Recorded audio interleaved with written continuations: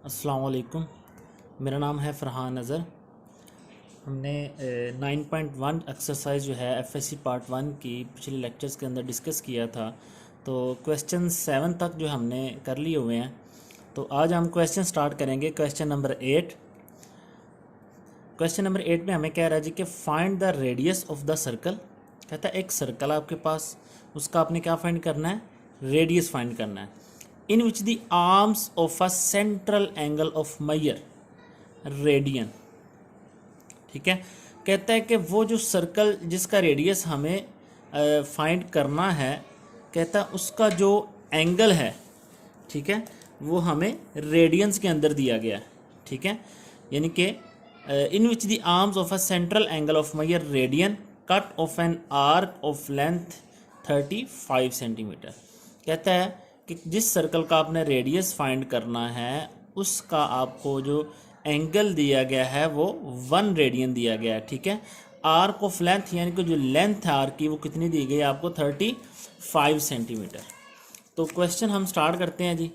ठीक है, क्वेश्चन हमारा जी के आर हमने फाइंड करना है। ठीक है, और थीटा हमारे पास जो है वो 1 रेडियन दिया गया है और लेंथ हमारे पास है 35 सेंटीमीटर। और अब हम जानते हैं एज वी नो वही फार्मूला जो हम पिछले क्वेश्चन के अंदर लगा रहे हैं कि L is equal to R theta. तो हमने क्या फाइंड करना, आर फाइंड करना है। तो थीटा इधर मल्टीप्लाई हो रहा है तो उधर जाके आ जाएगा डिवाइड हो जाएगा। तो R is equal to L over theta. तो एल हमारे पास लेंथ कितनी दी गई है, 35 सेंटीमीटर डिवाइड बाई 1 रेडियन। मैंने कहा था कि जब भी आपने लेंथ या रेडियस फाइंड करना है तो आपने एंगल हमेशा रेडियन के अंदर यूज़ करना है। जब भी लेंथ या रेडियस फाइंड करना है तो एंगल किस में यूज़ करना है, रेडियन के अंदर। तो हमें एंगल जो है वो पहले ही रेडियन के अंदर दे दिया गया है, तो इसलिए हमने इसको डायरेक्ट वही पुट कर देना है। तो 35 ओवर 1 तो 35 ही आंसर आएगा। चूँकि हमें लेंथ जो है वो सेंटीमीटर्स के अंदर दी गई है तो हमारा रेडियस भी किसके अंदर आएगा, सेंटीमीटर के अंदर आएगा। ये था हमारा पहला क्वेश्चन जो क्वेश्चन नंबर 8 था आज के लेक्चर में। और अब आगे आ रहा है जी क्वेश्चन नंबर हमारा 9। ठीक है, इसको हम पढ़ते हैं गौर से। कहता है जी कि a railway train is running on a circular track. कहता है कि रेलवे ट्रेन है जिसका ट्रैक गोल है, सर्कल में है। ठीक है, वो सर्कुलर ट्रैक के अंदर मूव कर रही है of radius 500 metre at the rate of 30 kilometre per hour. कहता है कि जो आपका रेडियस है ट्रेन का, यानी कि एक ट्रेन है जो कि सर्कुलर पाथ के अंदर मूव कर रही है और उस सेंटर से वो कितनी दूर है, उसका रेडियस कितना है सेंटर से सर्कुलर ट्रैक का, 500 मीटर्स। ठीक है, the rate of 30 kilometre per hour. कहता है कि वो जो ट्रेन मूव कर रही है सर्कुलर ट्रैक के अंदर वो 30 किलोमीटर पर आवर की स्पीड से मूव कर रही है। ठीक है, यानी कि 1 घंटे में वो 30 किलोमीटर सफ़र जो है वो डिस्टेंस जो है वो तय कर रही है। तो हमें ये क्या दिया गया है, स्पीड दी गई है 30 किलोमीटर पर आवर। ठीक है, कहता है कि through what angle with it turn in 10 second. कहता है जब वो 10 सेकेंड टर्न करेगी, ठीक है ना, टर्न होगी, तो उस वक्त एंगल क्या होगा वो हमने फाइंड करना है। ले जी क्वेश्चन स्टार्ट करते हैं। हमारे पास रेडियस दिया गया है 500 मीटर, स्पीड दी गई है हमारे पास 30 किलोमीटर पर आवर।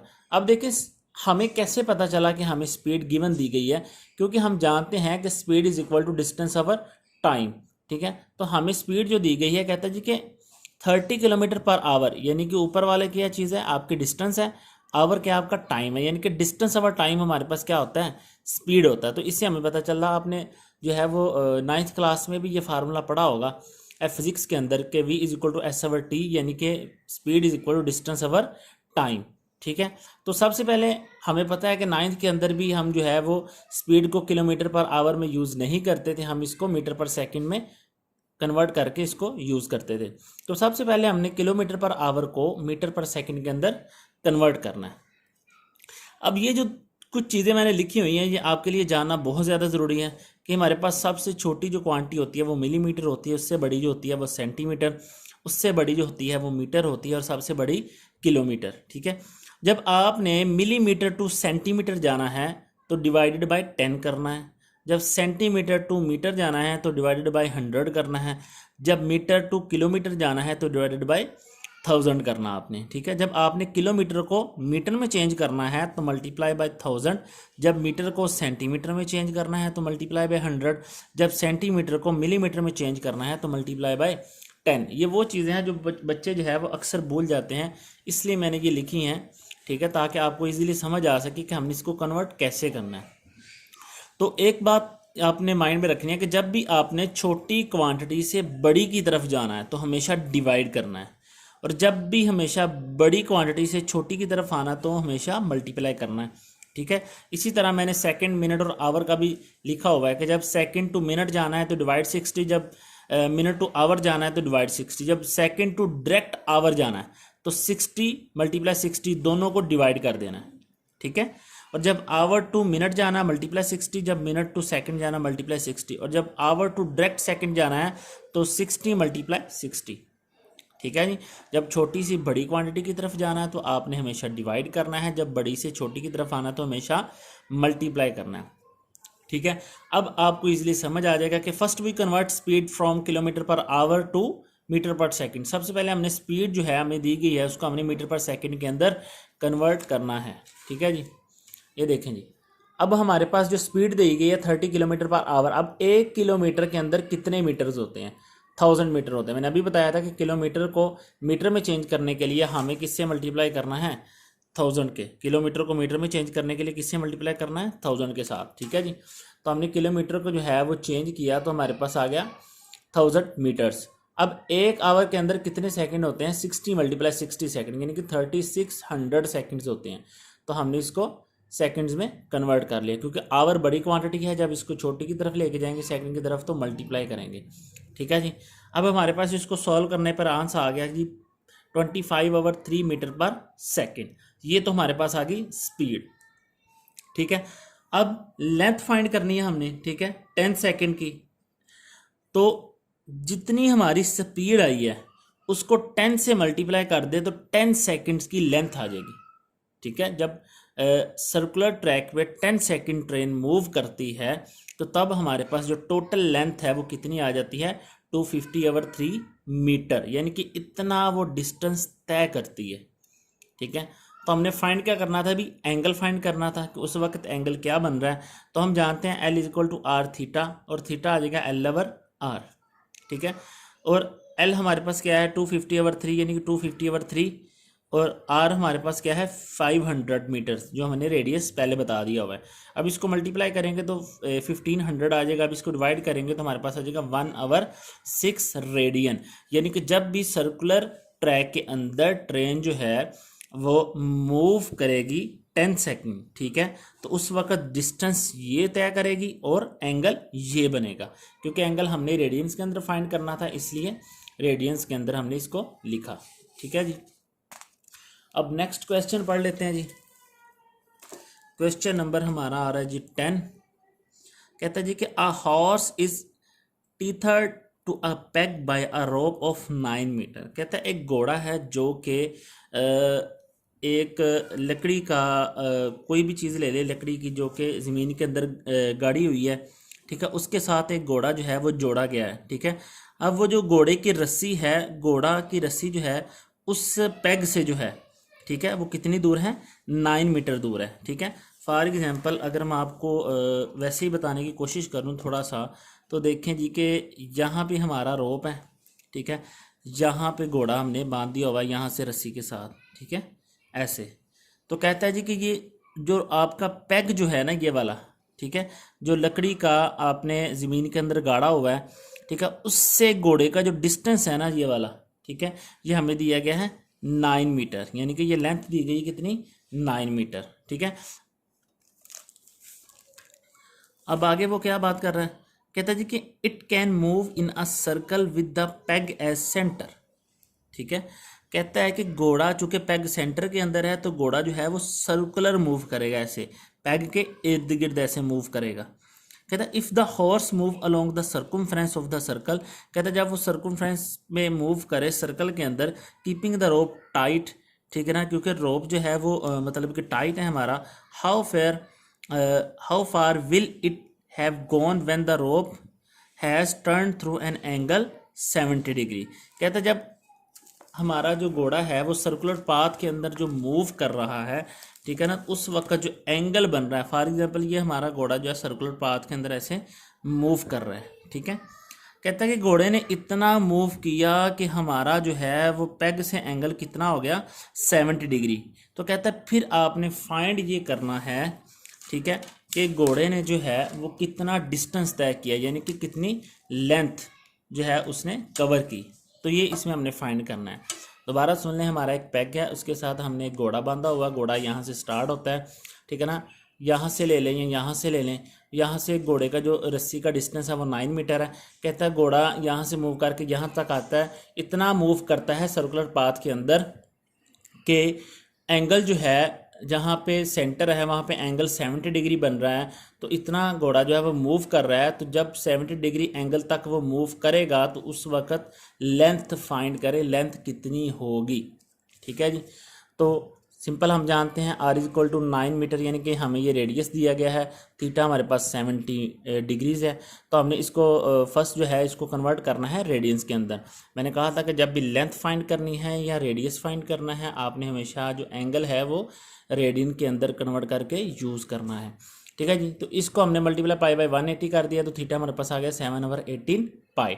तो लेंथ फाइंड करनी है, लेंथ का फार्मूला हमारे पास सिंपल है कि L is equal to R theta, R हमारे पास 9 है, मल्टीप्लाई थीटा हमारे पास पाई 7/18 पाई है।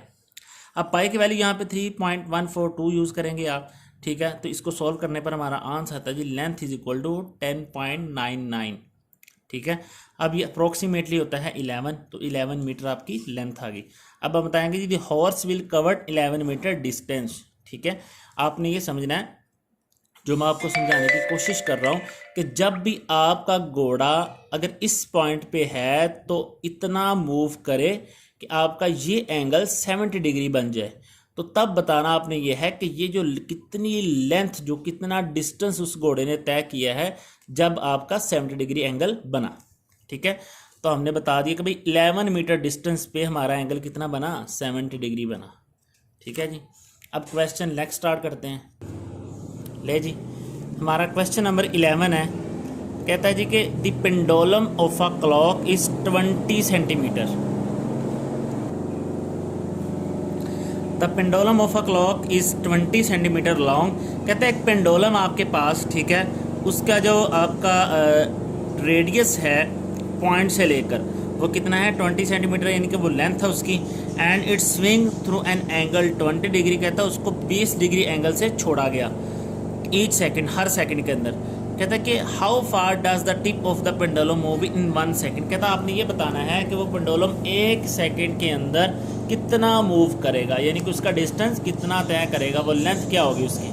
फॉर एग्जांपल मैंने एक पेंडुलम बनाया हुआ है कि यहाँ पे आपका एक रस्सी के साथ हमने इसको फिक्स किया इस पॉइंट पे, ठीक है। अब यहाँ पे आपका ये पेंडुलम है, हमने एक जो बॉल इसके साथ लगा दी। कहता है कि अब हमने इसकी मेन पोजीशन से इसको 20 डिग्री एंगल पे लाकर छोड़ा इस तरफ, ठीक है, यानी कि हमने इसको ऐसे पकड़ कर ऐसे करके छोड़ा, ठीक है। तो यहाँ से लेकर यहाँ तक जो हमें डिस्टेंस दिया गया, यानी कि रेडियस बेसिकली ये जो हमने यूज़ किया है, यहाँ पे वायर यूज़ किया है या आपने धागा यूज़ किया, उसकी लेंथ दी गई है 20 मीटर।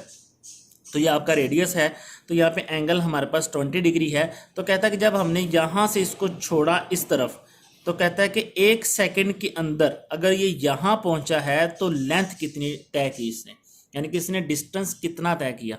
तो हमने बेसिकली इसका डिस्टेंस फाइंड करना है, लेंथ फाइंड करनी है, ठीक है। तो आर हमारे पास गिवन है, थीटा हमारे पास गिवन है, तो थीटा को हम फर्स्टली जो है वो चेंज करेंगे रेडियंस के अंदर। तो रेडियस के अंदर चेंज करने पे सिंपल आपको पता है थीटा हमारे पास पाई/9 रेडियन आ गया। अब हम लेंथ आसानी से निकाल सकते हैं। L is equal to R theta, तो आर और थीटा की वैल्यू लगाएं, पाई की वैल्यू 3.142 और आप सॉल्व करें तो लेंथ आपके पास आ जाती है 6.98 मीटर, सेंटीमीटर सॉरी, क्योंकि रेडियस हमारे पास सेंटीमीटर्स के अंदर दिया गया है तो लेंथ भी हम सेंटीमीटर्स के अंदर ही लिखेंगे, ठीक है। अब नीचे हमने ये स्टेटमेंट लिखनी है कि पेंडुलम विल मूव 6.98 सेंटीमीटर, यानी कि जब हमने पेंडुलम को 20 डिग्री के एंगल से छोड़ा तो तब 1 सेकेंड में पेंडुलम ने कितना डिस्टेंस तय किया, 6.98 सेंटीमीटर, ठीक है, 6.98 सेंटीमीटर डिस्टेंस उसने तय किया। ले जी, अब हम क्वेश्चन नंबर 12 जो है वो स्टार्ट करते हैं। कहता है assuming the average distance of the earth from the sun. कहता है कि आपने अज्यूम करना है, फ़र्ज़ करना है कि जो आपका एवरेज डिस्टेंस है ऑफ द अर्थ, यानी कि ज़मीन का जो डिस्टेंस है फ्रॉम द सन, सूरज से, वो आपने अज्यूम करना है, फ़र्ज़ करना है कि वो इतना बनता है आपका 148 multiply 10⁶ kilometre. And the angle subtended by the sun at the eye of a person. कहता है जब एक बंदा अगर ज़मीन पे खड़ा होकर सूरज की तरफ देख रहा है तो आपने ज्यूम करना है कि उसका एंगल जो है, ठीक है ना, वो कितना बन रहा है, ठीक है ना, उस पर्सन की आंख से जो सूरज की तरफ देख रहा है तो जो एंगल बन रहा है वो बन रहा है 9.3 मल्टीप्लाई 10⁻³ रेडियन। तो कहता है कि फाइंड करना आपने डायमीटर ऑफ द सन। तो हमने diameter of the sun find करना है, बेसिकली हमने यानी कि लेंथ फाइंड करनी है। मैंने यहाँ पे एक डायग्राम बनाई है कि ये हमारा सन है यानी कि सूरज है और ये हमारा अर्थ है। अब अर्थ पे खड़ा होकर एक बंदा जो है वो सूरज की तरफ देख रहा है, ठीक है। फॉर एग्जांपल ये सूरज की तरफ उसकी आंख है, तो सूरज की तरफ अगर आंख है तो जाहिर बात है सूरज हमें पता है कि सर्कुलर शेप में होता है। तो एक लाइन हमने यहाँ पे ड्रा की अपनी कन्वीनियंस के लिए, ताकि हमें ये एंगल पता चले कि जब एक बंदा ज़मीन पे खड़ा होकर सूरज की तरफ देख रहा है तो ये जो एंगल बन रहा है थीटा, कहता है कि ये जो एंगल थीटा बन रहा है ये आपके पास 9.3 मल्टीप्लाई 10⁻³ रेडियन बन रहा है, ठीक है। तो जो कहता है कि रेडियस जो आपको दिया गया ये इतना दिया गया, आपने लेंथ फाइंड करनी है यानी कि सूरज का डायामीटर फाइंड करना है, ठीक है। तो हम जानते हैं सिंपल, हमारे पास रेडियस भी है, थीटा भी है। अब थीटा हमारे पास रेडियन में पहले से गिवन है तो इसको रेडियन में चेंज करने की ज़रूरत नहीं है। तो डायरेक्ट फार्मूला अप्लाई कर दें, L = R थीटा, ठीक है। तो R हमारे पास ये है, थीटा ये है। जब इसको सॉल्व करेंगे तो लेंथ आ जाएगी हमारे पास 1.37464 मल्टीप्लाई 10⁶ किलोमीटर, यानी कि तो हम इसको लिखेंगे the diameter of the sun 1.3764 multiply 10⁶ kilometre, ठीक है। आई होप आपको इजीली समझ आ गया होगा क्वेश्चन। अगर किसी भी स्टूडेंट्स को किसी क्वेश्चन की समझ नहीं आई तो वो इजीली कमेंट सेक्शन में पूछ सकते हैं। मिलते हैं अगली वीडियो के साथ इंशाल्लाह। ओके, अल्लाह हाफिज़।